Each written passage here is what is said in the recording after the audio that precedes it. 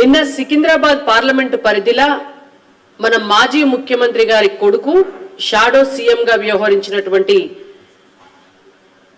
KT Ramarao, నిజం చెప్పాలంటే తుపాకీ రామారావు అని చెప్పచ్చు. ఆ తుపాకీ రామారావు గారు పిచ్చి పిచ్చి మాటలన్నీ కూడా మాట్లాడినారు. ఆయనకు నిజం చెప్పాలంటే కూడా పాపం బాగా కలలు కన్నాడు.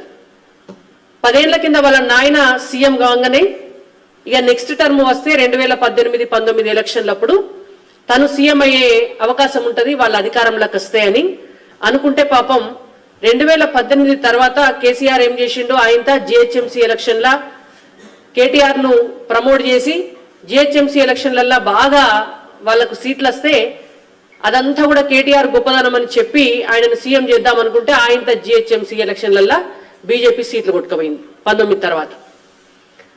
ఆ తర్వాత మళ్ళా మొన్నటి ఎలక్షన్ల అధికారంలోకి వచ్చి మూడోసారి వాళ్ళ పార్టీ అధికారంలోకి వచ్చిన తర్వాత కేటీఆర్ గారిని సీఎం చేద్దామని వాళ్ళ నాయన అనుకున్నాడు. ఎట్లయినా నేను సీఎం అవుతా అని కేటీఆర్ గారు అనుకున్నారు.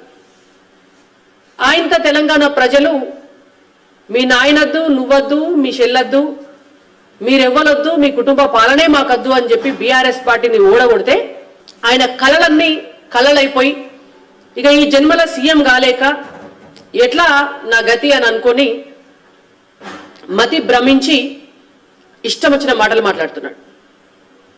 నిన్న సికింద్రాబాద్ పార్లమెంట్ మీటింగ్లా అంటే స్థాయి మర్చిపోయి, గతంలో మున్సిపల్ శాఖ మంత్రిగా పనిచేసినాడు, ఇప్పటికీ 4 సార్ల ఎమ్మెల్యేగా గెలిచినాడు, షాడో సీఎంగా కూడా వ్యవహరించినాడు. పరిపాలన ఎట్లుంటుందో చూసిన తర్వాత కూడా ఇవాళ సికింద్రాబాద్ పార్లమెంట్లో మా పార్టీ అధ్యక్షులు, సికింద్రాబాద్ పార్లమెంటు సభ్యులు, కేంద్ర మంత్రివర్యులైనటువంటి కిషన్ రెడ్డి గారి పైన వారు మాట్లాడినటువంటి భాష అభ్యంతరకరం. అంతకంటే 100 రెట్లు 1000 రెట్లు ఎక్కువ మాట్లాడగలుగుతాం మేము కూడా. ఆయన చాలా మాటలు మాట్లాడిండు.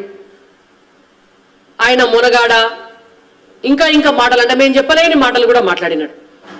మా తల్లిదండ్రులు మాకు సంస్కారం నేర్పించిండ్రు కాబట్టి మేము కేటీఆర్ గారు మాట్లాడినటువంటి భాష మాట్లాడతలేము, కానీ మేము నోరిప్పితే ఆయనతో అమెరికా వారిపోతాడు మళ్ళీ కేటీఆర్. ఫామ్ హౌస్ లో కూడా ఉండనియం.